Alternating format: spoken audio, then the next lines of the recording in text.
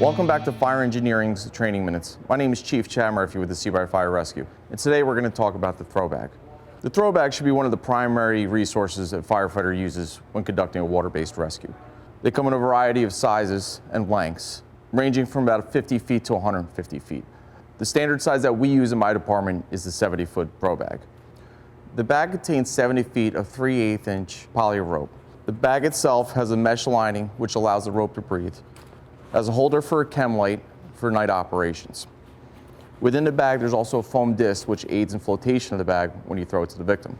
It's finished off with a figure-8 knot on a bight and a figure-8 for a grab handle. Let's talk about the progression of training on this throw bag.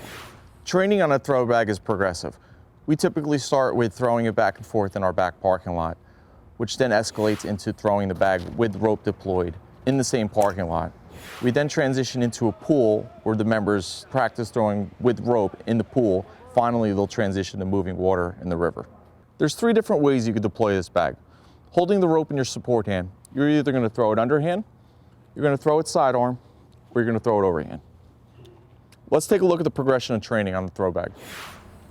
In the progression of training on the throw bag, we first start with our members throwing the closed bag back and forth to each other in our parking lot.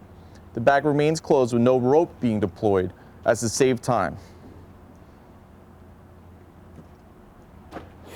In our progression of training on the rope bag, next we start by throwing the rope bag on dry land.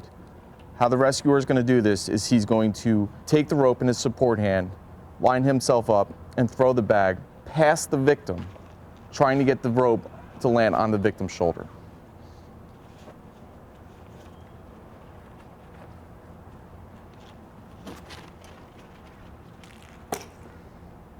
When repacking the rope bag, you want to take the rope with one hand and stuff it back into the bag. You don't want to take coils of rope and put it back into the bag, because when you go to redeploy the bag later on, the rope will not deploy correctly.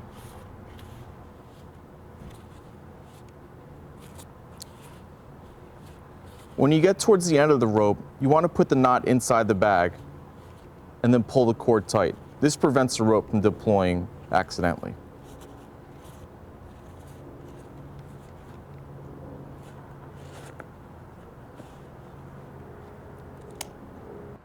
After establishing a level of competency in the parking lot, we then transition to the pool, where we not only focus on throwing the bag, but now we start focusing on recovering of the victim. The typical procedure for recovering a victim in a static environment is a hand-over-hand pull by the rescuer to remove the victim to shore. Once we establish a level of competency in a static environment, we then transition to a more dynamic environment, which includes moving water in the river. We like to focus more on the deployment of the rescue bag, primarily by throwing the bag past the victim and giving them instruction to grab the bag, place it over their shoulder, and continue words of encouragement as you move them to shore. Grab the rope, not the bag, so we're pendulum wind. Next, in the dynamic moving water environment, we practice 2 methods on recovery. The first is a body belay, which the rescuer places the rope around their body and uses the current of the moving water to swing the victim to shore. In times of stronger moving water or faster currents, the rescuer may have to use what's called a dynamic belay, where they have to move downriver with the victim, moving them closer to the shoreline as they move.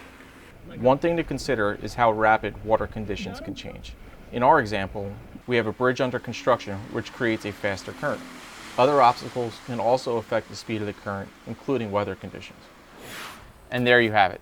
If you want to become a successful water rescue team, you must start with the basics, such as the rescue throw bag, the most basic but effective means for performing a water rescue. My name is Chief Chad Murphy, and thank you for watching Fire Engineering's Training Minutes.